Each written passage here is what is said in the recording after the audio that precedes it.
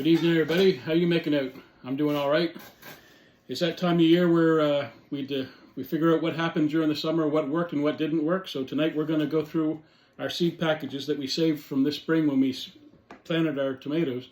We decided we were going to keep them to so we could see at the end what we liked and what we didn't, and we would have the packages to see exactly what we're doing. So first we're going to go with all the ones we bought from Baker Creek, which is a popular seed company down in the States. Baker Creek. And the first ones from Baker Creek we're going to talk about is Brad's Atomic Grape. These are kind of fun. They're really fun to grow for me. They're very cool color. They're striped of different colors, almost like a zebra print kind of thing. Red, yellow, purple, orange, green. And so that's the reason I wanted to grow them, because they were so pretty. But come to find out, as we sold them at the market, 2 or 3 people said that they were their favorite one. And the reason that they liked them so much was because they didn't taste like a tomato. They had an altogether different taste than a tomato. And the people that weren't big tomato fans, they tried them and they loved them. That's a keeper for us. We're going to grow them again next year. Also, since we're selling them by the pint, they're a good size and they fill up the pints good too. Yeah. So and plus people like them and they're pretty. Gives a little bit of color to a quart or a pint basket. Yeah, so that's definitely a keeper. Brad's Atomic. The next one is Chadwick Cherry from Baker Creek. This is another one we got just because it was like a generic good red cherry tomato, but this was one of my favorites too because the plants were just crazy vigorous growers. What would you say? Like the middle of May, they were twice the size of any other plant we had. So they were fun to watch grow, and they produced extremely well. So that's definitely another keeper, the Chadwick Cherry. I'm glad we got that one. Yeah, the next one. This is the one that I grew at home. I started at home and grew a lot of these home outside. Is from Baker Creek as well. Hartman yellow gooseberry. These plants I let get too spindly from seedlings, and they were really, really tall, and I wasn't going to plant them at first, but at the end I decided to try the fold down method. I planted them on an angle and then just brought the tip up and covered them over with dirt, and they produced like crazy. Beautiful yellow tomato, about the size of the Chadwicks, a medium to a big size cherry tomato. The yellow tomatoes in a basket, some people like them, some people don't like them. So I think we'll do a few more of these. They do, but maybe not as many as we did this year. Yeah, the taste is just kind of so-so. It's not. There's nothing too spectacular about it. It's just like a run of the mill for taste. But they were fun to grow too. I enjoyed growing them. So the next one is from Baker Creek as well. This is a medium-sized orange tomato. It's called Dead Sunset. These are probably a small to medium tomato. They're like about a 2 to 3 inch diameter tomato, but bright orange insides. If you're looking for big tomatoes, it's not a good one, but they do have a vibrant color, which is good if you want it for salads or whatever. Mm-hmm. So I'm not sure. You'll see later we do have a better orange one I think we'll grow more of, but they did okay. They're just not as big as I would have liked to have seen. And they didn't produce as many fruit as I was hoping either. What did come, like Chris said, they were beautiful, but I'm not sure that's a kind of a borderliner if we're going to try them again or not. I'll do these ones too. These ones are aggravated me. These are our Baker Creek, you can see it. They're blue cream cherry tomatoes. And this is the second year I've grown them. These are probably, for me, the tastiest cherry tomato there is. But the day they ripen, they split. Every single time you pick one, and as soon as they turn like a little bit of an orange color, they're split. So if you're just eating them off the vine, it's good. But if you're going to sell them in a pint basket or a mix, they're not very good because you won't get them in time. I'll tell you. You won't get them in time, but they are just like honey. Yeah, these ones weren't for our customers. These ones were for us because we had to eat them because they were split. And even though they were split, they are the best tasting ones by far, or not by far. We have another couple here that are really good, but the blue cream are really good. But It's just for your own personal use. I wouldn't be selling them because you just can't do it. If you're growing them to sell, it's not a good one. Yeah. So that's the end of Baker Creek of the ones that we are going to talk about tonight. No, stop. The next bunch that we're going to talk about is a mix mash, but there are the first two we're going to talk about are from Trade Winds. I think it's from California. My wife got them, and the first one we're going to talk about is Fahrenheit Blues. The reason I got these ones is because we knew we were going to be selling tomatoes in pints, and I knew this would be a beautiful way to top off a pint. Really vibrant color, dark purple, very beautiful. Yeah, I got it here. A few here to show you. Yeah. As we're talking. Yeah, so a really dark purple. Dark on top, and when they become ripe, they get that blaze on the bottom. These ones I thought ripened really quick because they turned purple very quickly. So I picked one when it was purple, and I said, well, that's what it looked like on the package, so that's when I'm going to pick it. But I picked it too early. You have to wait for them to turn a little red.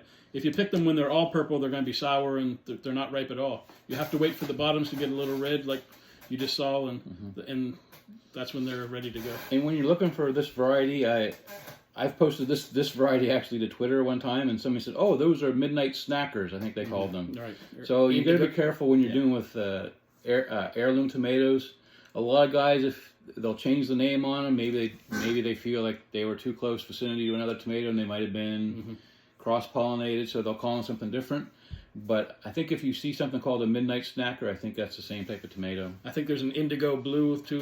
They're all very similar. I think they're probably all the same thing, but like you said, they don't want it. They don't dare name them the same thing because they might be a little off. And here we go. This is the king of all cherry tomatoes, the Sun Golds. Anybody that grows cherry tomatoes probably know about Sun Golds because they're very popular. And by far, whenever we had the market, people would ask, where are the Sun Golds? Or can I have a pint of just Sun Golds? Or it's just, they're just awesome. The taste is incredible. It's just like candy. We've got some here to show you. Yeah, like we had given up on the greenhouse. And I don't think Corey had watered for a few days or maybe even a week or more.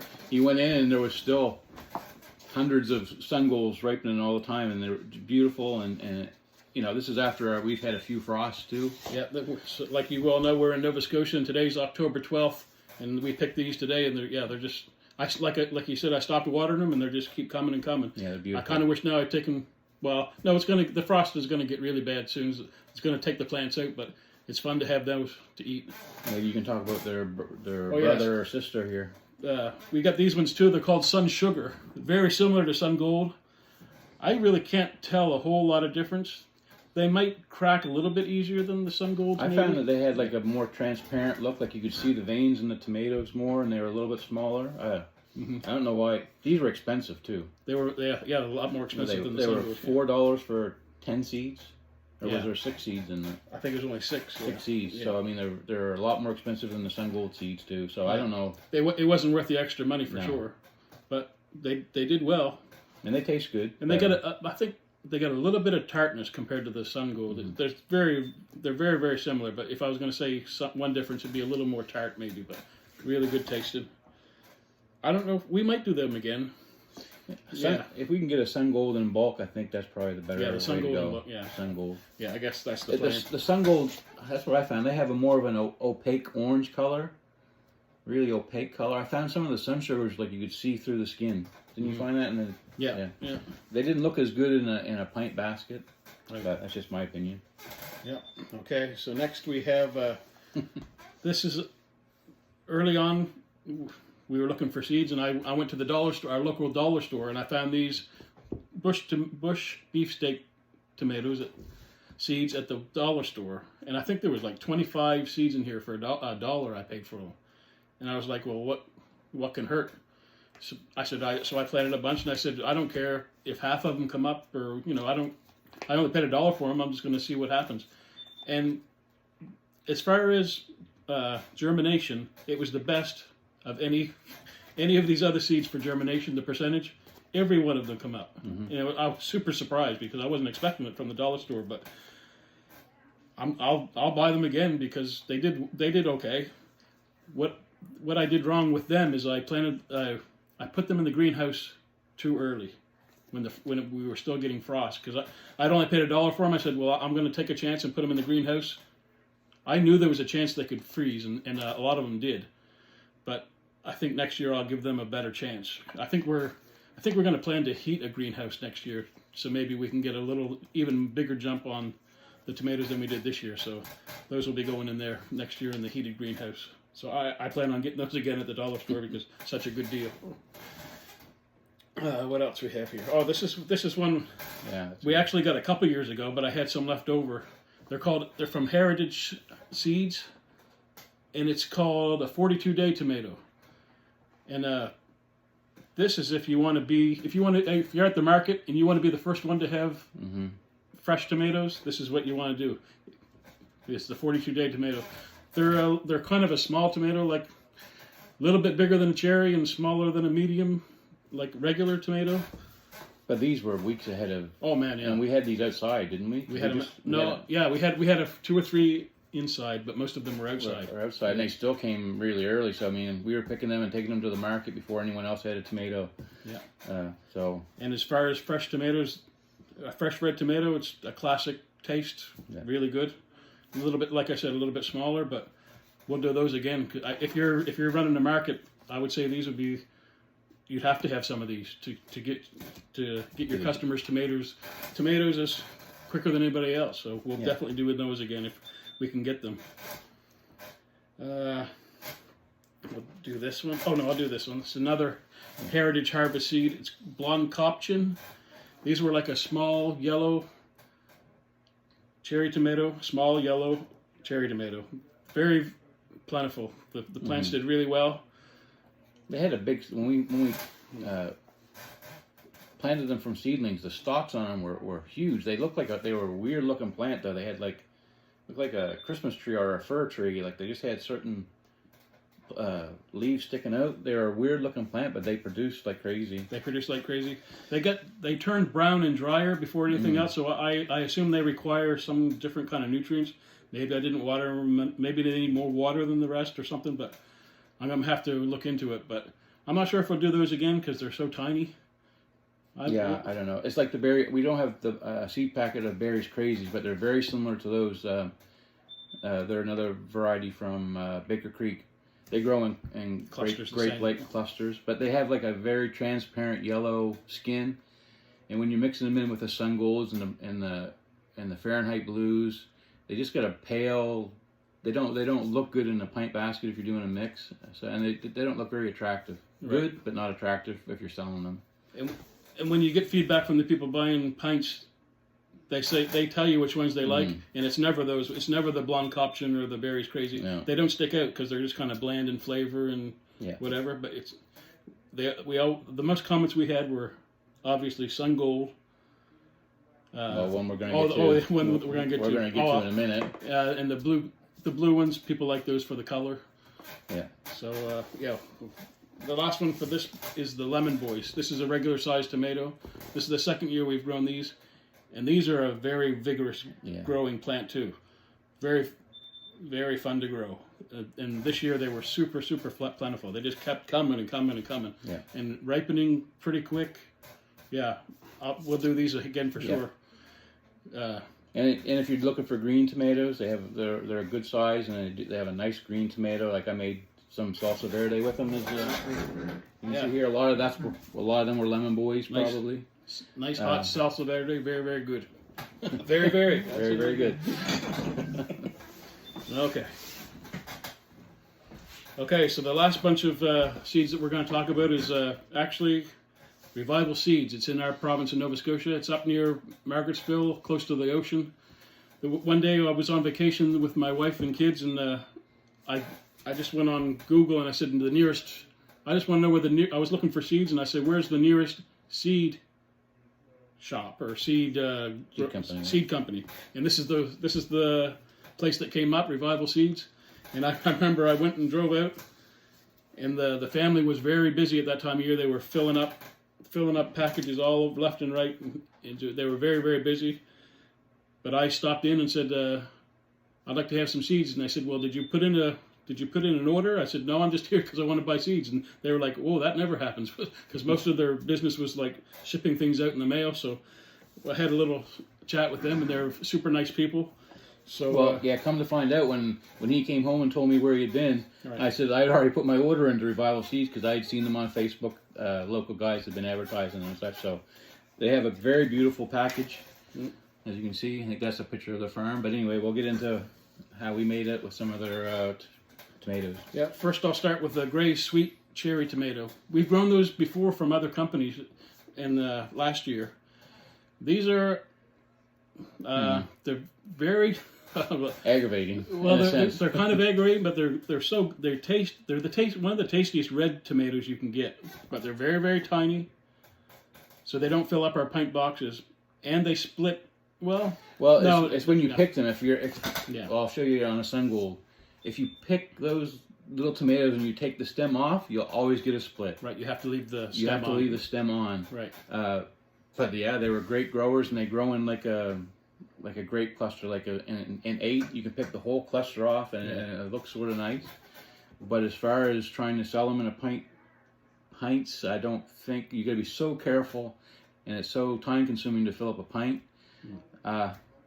This is another one that would be for yourself and not for selling. I would say I would grow them again for myself, but not for pint baskets. My wife made a Greek salad with feta and quinoa and stuff, and with those on top, it was incredible tasting. Very, very good. But as far as the time it takes to fill up a pint, and like I said, if you don't pick them just right, they will split at the top.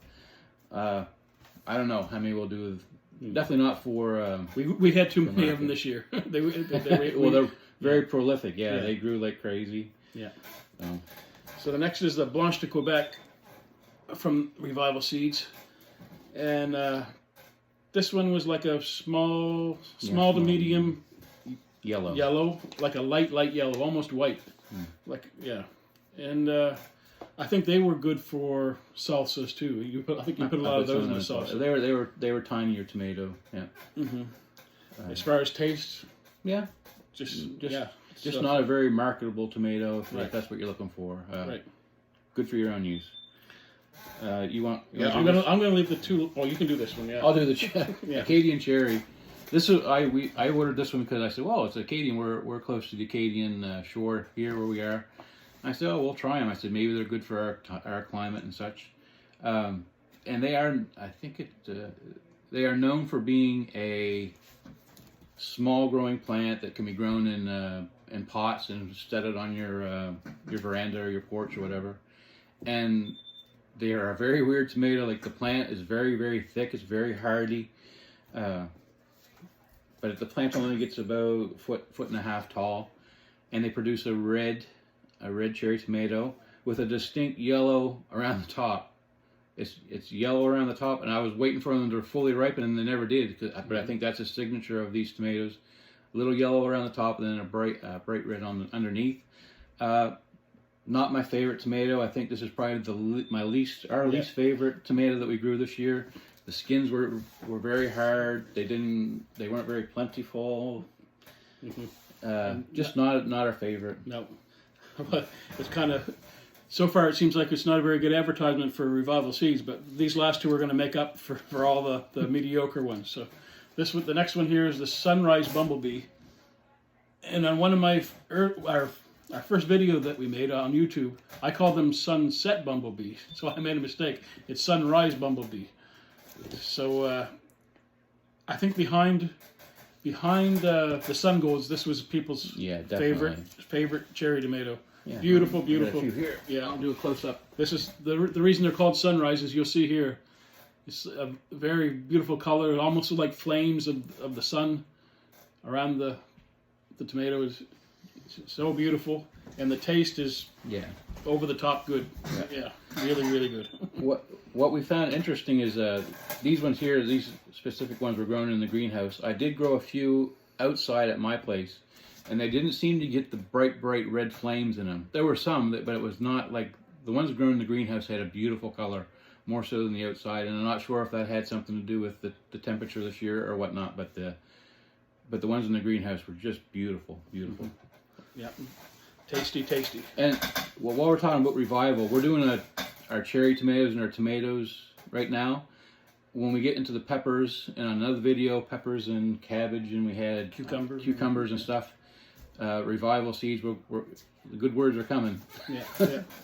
So this is the last one we're going to talk about is the Whittle Orange tomato, and this is as far as the regular sized tomato, our favorite. Yeah, by far. Our favorite favorite tomato that wasn't cherry. So, I don't know. It's hard to explain. Like when you see an orange tomato growing, you get the orange skin, and sometimes when you open it, it's not as vibrant. It's not the same color inside. These were beautiful, right straight through, like deep orange color. Just a beautiful tomato. I found them like for salsa, perfect for making salsa, like not your non-traditional red, but an orange salsa, which I added mango to, which complemented the color as well. Number one tomato, big tomato for salsa and for eating, for slicing. The same thing. They're very meaty inside. Our favorite. And I'll just show you here. We've already started saving seeds. We've already started the seed saving on the Whittles. You can see the pulp is so bright orange. Even the pulp when I scrape the pulp in the water to ferment the seeds. Yeah, it's just vibrant orange. Yeah. So we're gonna have many. Yeah. Seeds of them for next So the Revival seeds better. I hope they had a good harvest of Whittle Orange too, because we'll be getting a lot of those seeds. We'll be still buying some. Yeah. We're saving some of our own, but we'll buy more from them. Yeah, for sure. Definitely. Yeah.